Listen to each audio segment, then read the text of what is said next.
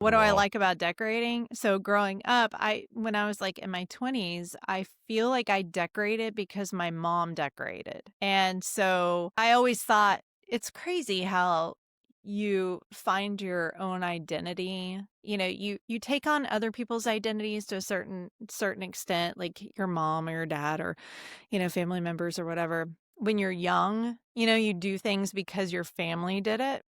And as I got so I in my 20s, I would decorate like my mom would decorate, and she'd be like, "Oh, everything looks so great." And I'm like, "Yeah, but it was just overwhelming and there's so much stuff and it's not really me."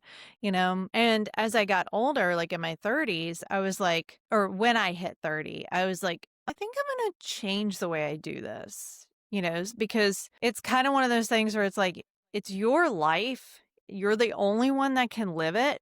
And you need to be happy with your life. So, and it wasn't that the over decorating was a bad thing. It just wasn't my thing. And so I really scaled back and I was like, okay, I'm gonna figure out the decorations that I like. My mom is very into rustic vintage, which I like, but I also like other things, obviously the peanuts. So I really kind of found it's crazy.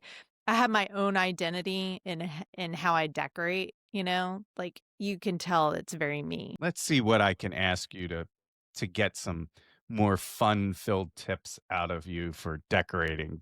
You are the modern day Martha Stewart, maybe minus the cooking. I'd be like You really creating are art. like a Santa's elf. Like you're just building and constructing and baking and creating and lighting and just spreading joy. That would Hey, be. oh, decorating makes life fun. That's what Look I how always say. happy. Look how happy Kathryn is. Look at her right Oh, now. I do like it. She put on her, Snoopy sweater and she just feels so festive.